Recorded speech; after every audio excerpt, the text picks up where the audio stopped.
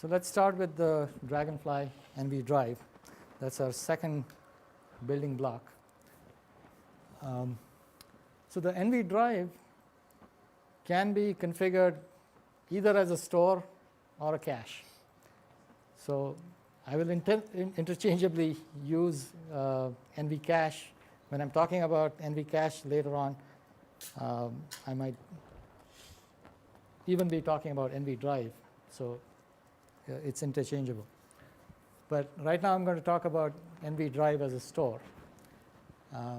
So as a store, what does the NVDRIVE offer?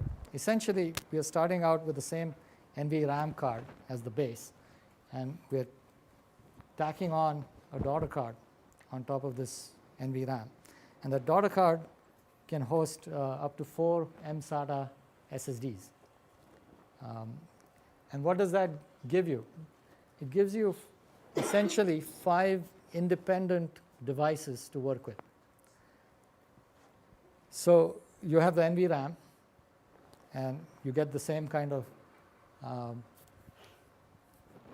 benefits of NVRAM that you saw earlier. But you also get access to 4 SSD devices.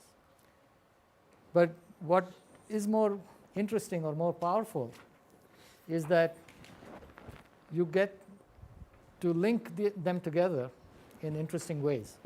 For example, think about the kind of control that a system designer might want if he's considering putting metadata and data on this card. He can now decide to put metadata in the NVRAM and data on the SSD, or some of the metadata. If let's say you're dealing with like a big B+ tree, you could put some of the leaf nodes on the SSD and the inner nodes and the root nodes in the NVRAM. So what you get in that kind of architecture is allow metadata ordering. You can say update these blocks on SSD and then update this field in NVRAM in a single operation in an atomic way. So these kinds of possibilities really create something new. This has not been possible until now. And I'm not aware of any other solution out there that can offer these kind of capabilities.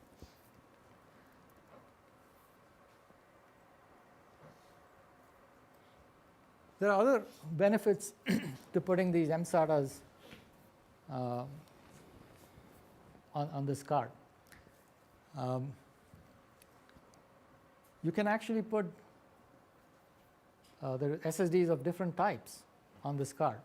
You can put maybe 2 of them could be SLC, 2 of them could be MLC, right? So you can give different types of quality of service depending on the kind of data you're placing on these SSDs. The system designer also now has control if he wants to do things like replicate bits of the data between SSDs. He can do that. So essentially, the idea behind DragonFly is to give our customers full control and mechanisms over which they can exercise that control on the various components of the system. And that makes for a very powerful solution that our customers are finding very, very useful in designing the next generation of systems. So you will let the customer decide whether or not he puts in SLC or MLC SSD drives? We will work with our customers and customize solutions for their needs, depending on the customer. And the way the customer deploys those 4 mSATA devices, is that an open option for the customer, or do you combine it to be exposed as a single device? We have that option too, right? We can expose it as a single device, but in general, our customers seem to want more control, right? So By default, it'll show up as 5 different devices. But we have the option to make it 2 devices, an NVRAM device and a SSD device. So could you give me a couple of examples of how a customer would do that? Because I'm trying to figure out what this all means, and some examples would help, and I think it would help the listeners as well. Sure. So like I mentioned, one of the use cases, putting either data in the SSD and the metadata in the NVRAM, or putting parts of the metadata in both NVRAM and SSD, and being able to move certain parts of that metadata, sort of promoting it into NVRAM or demoting it from NVRAM to SSD. So those kinds of controls is what the people that are designing the next generation storage systems desire. Right? So your customers are actually the people that design storage devices? Yes. Okay. So that's what I meant when I said there are 2 tiers of solution providers. So there's the tier of solution provider that really benefits from this architecture of NVRAM and the NVDrive in store mode. In those environments, they want that kind of control because they are designing next generation storage or database systems, and they want that kind of control on these components. And that is why this world where we are going to, where it's going to be more and more software defined, you want these components to provide that kind of control. Okay. So will you use the NVRAM as a cache to the SSDs? So can I configure it to be one transparent device that way? Yes, but that is a different product. That is the NVCACHE product. Okay. So when we discuss the NVCACHE product, I'll get into that. I thought the only difference between the NVCACHE and NVDrive was packaging. No, actually what is different is the firmware load. What we are Okay. loading in terms of firmware between the 2 cards is different. All right. Any other questions before we jump to NVCACHE? All right, so our last building block is the NVCACHE. The earlier solutions that we talked about, they're both store mode solutions. So they are aimed at storage system and appliance vendors that are building these next generation systems.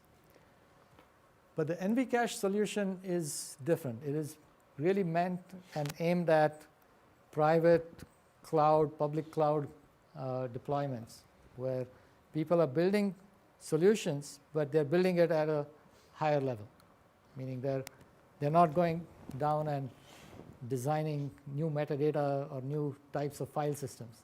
What they're doing is combining existing open source systems and creating what they're calling software-defined storage or OpenStack and these kind of implementations. So NVCACHE is really meant for people providing those kinds of solutions. But it also has the same concept. Give control to these solution providers so that they can design solutions that meet their customer needs. So like I mentioned, NVCACHE is available in 2 configurations. One where you can attach the external SSDs, 2.5-inch SAS or SATA SSDs. Or you can use the NVDrive also in the cache configuration. So as I mentioned, the only difference between the 2 is the firmware load between the store and the cache. So why cache? There's some history here. Basically back in 2009 and 10 when we first started working on this, there was a lot of buzz on server-side caching. So we built a server-side cache. I'll admit we've had some iteration on this. So the first iteration of this DragonFly NVCACHE was a iSCSI HBA with built-in cache. So we actually had a card which had an iSCSI HBA on it, as well as all of this caching functionality built into that card. But we realized that there were some issues with that architecture, mainly that it was protocol specific. We built a server-side cache that only worked with iSCSI. So clearly, we needed to do something different to support NFS and fiber channel and locally attached storage. So we went back to the drawing board and we designed this current iteration that you're looking at. And in this iteration, now we can actually support all different types of storage. And now that software-defined storage is here to stay, I think we made the right choice. So let's talk about some of the concepts in this NVCACHE product. So the first thing is the concept of a container. So when we attach these SSDs to the card, we create what we call as a container. And that container hosts the cached data. And what we are caching are what we refer to as the back-end data store objects. And these can be of different types. If you're connected to a SAN target, then we can cache LUNs on that target. If you're connected to a file system like NFS, we can cache files on that file system. Or if you're connected to locally attached storage like DAS, then we can cache the local RAID volume or LVM volume that's on that local storage. Inside the cache container, we create cache objects. And these cache objects map to the back-end data store objects. And with all these objects, we are able to provide various control APIs. So we can do things like create and destroy cache objects. We can attach and detach data store objects. We can synchronize the cache object with the back-end data store object if it's a write-back cache. We can do things like purging the cache, meaning invalidating the cache. We can, set different policies for caching and get information on these objects. So in terms of driver architecture, what we've got are essentially filter drivers. So these drivers, for block caching, we have a block filter driver. So that goes into the OS kernel, and it sits above the block SCSI layer on Linux. And on Windows, it is a volume filter driver. And that block filter driver is able to capture the IOs as they're going out to storage and divert them into the DragonFly driver and send them to the DragonFly card. And then the caching logic is actually running on the card. And there are advantages to that that I will get to later. File caching is done in a similar way. We have a file filter driver that redirects file accesses. On Windows, there is a well-defined method for creating file filters. But on Linux, it's a little bit more complex. What we had to do was build a stackable file system that lays on top of other file systems. So we put a stack on top of NFS to be able to capture IOs that are going to NFS. And then we divert those IOs back into the DragonFly driver, and then they get cached on the card. So if you look at the hardware architecture, it's essentially the same. What is different is the firmware that's running on the card. Of course, the APIs are now different because when you do a read or write to this card, the card may return an error saying, oh, I don't have that data. right? It's a miss because the cache is running on the card. In order to run the cache on the card, we need cache metadata. So the cache itself has to have a lot of metadata. But luckily, we have this NVRAM on the card, so we can put all of that metadata for that cache right there in the NVRAM. So our caching does not suffer from any of the ill effects of logging and journaling for metadata. So it gives you very good performance and consistent performance. And another benefit of putting this metadata, cache metadata on the card is, as I mentioned, metadata, even for cache, can be pretty large. So if you're, some of our competing solutions are putting this kind of metadata on the host, and then they have to do the logging anyway to protect that metadata, which reduces their performance, but also takes up a bunch of system memory.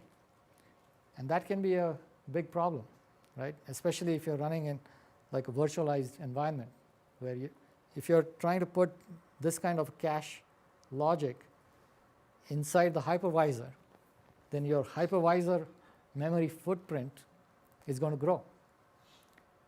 And most hypervisors don't like that because they want to give that memory to the guest VMs and not use it up in the hypervisor itself. In fact, when we run on Zen, we realized that we actually don't even have any competition on Zen, because in Zen, when you put a caching driver, it goes into this DOM 0. And on DOM 0, it's memory restricted. Most Zen implementation of DOM 0 is 32-bit. So there is only 4 gigabytes of memory space available for DOM 0.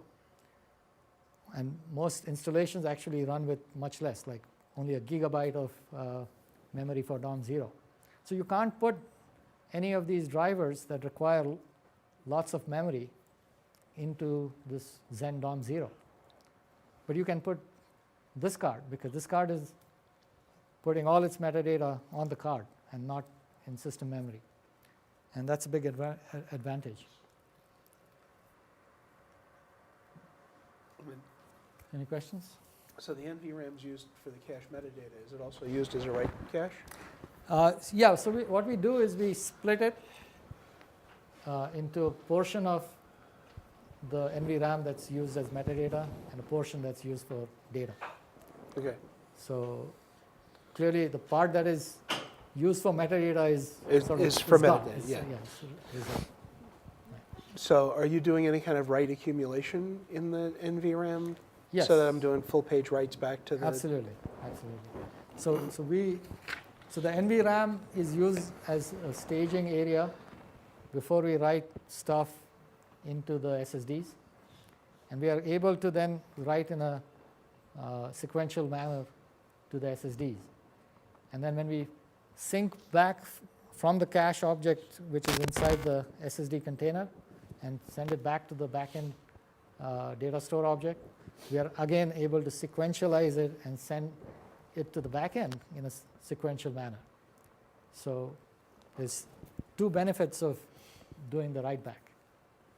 So there's an element of it that's going from host into NVRAM, then NVRAM to SSD, and then from SSD, it's going in a sequential manner back to the backend data store. Any other?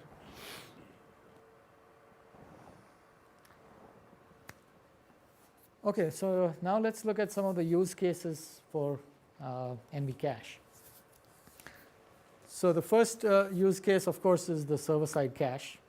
So with traditional enterprise storage, you would use this NVCACHE on the server side as a server-side cache. We generally would, I don't know why you're not seeing the card there. anyway, where that WT is where the cards are supposed to show up. But by WT we mean write-through policy. So in this kind of environment, we generally recommend a write-through policy because you don't want any single point of failure. But the second use case for NVCACHE can be on the storage side as well, especially if you're building storage systems using open source components. For example, in this case, we're building an iSCSI or an NFS appliance using open source storage, and we are able to put the NVCACHE in write-back policy on the storage side, and you can put it in write-through on the server side. So you can have that kind of control as to how you use your policies and where you use what kind of policy. Here's a reference architecture for somebody who wants to build this kind of a storage system and get very good performance, all from open source components. So on the server side, you can have a read or a write-through cache, and on the target side, you can even configure a write-only policy, because there's no sense in doing a read cache on the target side, because the target side might be seeing reads from many, many different servers. So you don't want to cache those reads on the target side. You want to cache those reads close to the applications on the server side. Well, if I'm willing to invest in cards and all of those. Yeah, where it's necessary, right? But the point is, we have the controls available, so the system guy putting together this kind of data center, he can configure things the way he wants. If he says he wants to have both read and write caching on this side, fine, he can do that. But if he says, hey, I don't want to mix read and write on this side because I want that kind of control, I want read caching only on the server side, he has that kind of control. What are some benefits, I guess, around putting cards and write-through on the server side? Is it basically just the fact that I can read what data is floated down? So if I have hot data that's continuously being... Yeah, so essentially what you're doing is you're bringing the hot read data closer to the application. So even though writes, it really doesn't give me anything. Just writes, it's not reads. giving you anything, but you can put the write on this side so that when it goes over the network and hits the NVRAM on the other side, you're still going to get very low latency. You'll still see the network latency, but you won't see the latency to the RAID device. Sure, I get Right. it. Okay. Just want to make sure. Yeah.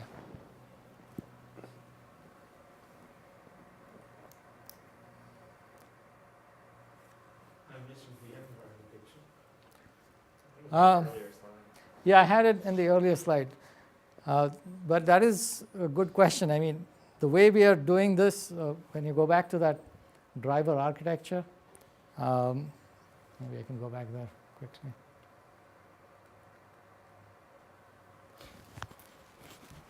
So far, we have not been able to actually put our driver in the ESX hypervisor. They have not opened up the APIs to allow that. We are working with them.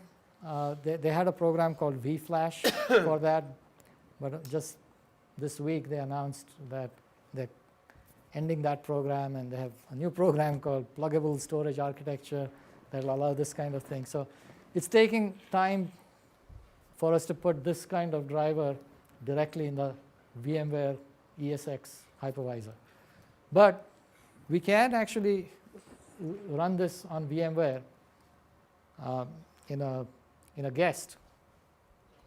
So we put the driver, a Linux driver, in a Linux guest, and give that guest direct access or direct path access to our DragonFly card. And we are able to run in ESX environments. But we are not getting But only the one, chance. but only one guest gets the whole card, Only- and you can't vMotion it. You can't vMotion that guest, but you can vMotion the other guest. The only issue is that that guest now becomes like a virtual storage appliance. Right. So all the other guests have to talk to that guest to get to storage. Right, and, yeah. Yeah. So it's not the most elegant solution, but it works.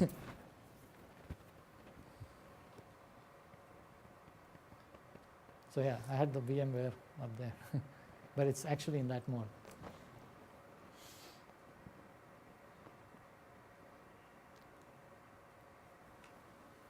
So this is another reference architecture where we can actually create a NFS filer and have a pretty good performance NFS filer by putting our card.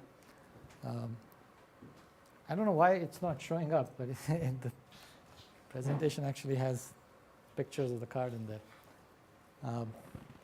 So you can use our card in these kind of NFS servers and get very good NFS performance.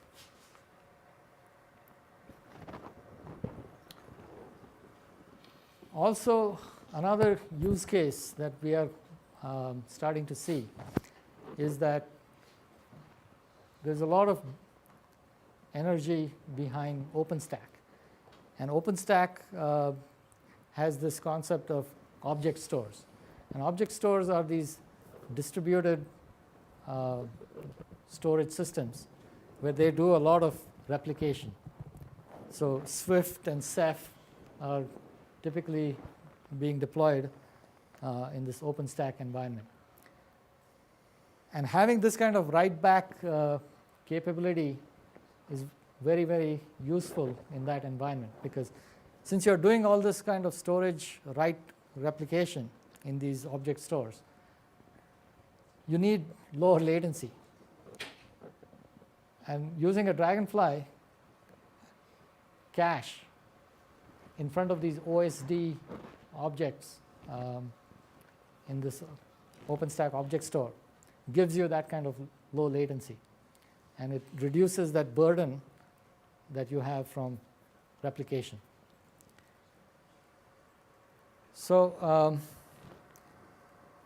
that's pretty much what I had to show you today in terms of the various DragonFly products and specifically this NVCACHE product. I think right now I'm going to show you a live demo of this NVCACHE running multiple virtualized database servers, running a TPCC-like benchmark, and you can see live the difference between running it using our DragonFly card versus without. So the configuration that we are running is something like this. We have a iSCSI target server that we created using some open source software. And then we have another server that's running the actual MySQL database. And there's a Hamarora test that's running against those MySQL databases. So actually there's how many VMs? 100 virtual users, 100 warehouses. How many databases? How many? There's 4 VMs, each running a separate MySQL database. And we have a card on the server side as well as a card on the storage side. The card on the server side is in write-through read cache mode, and the card on the target iSCSI side is in write-back mode.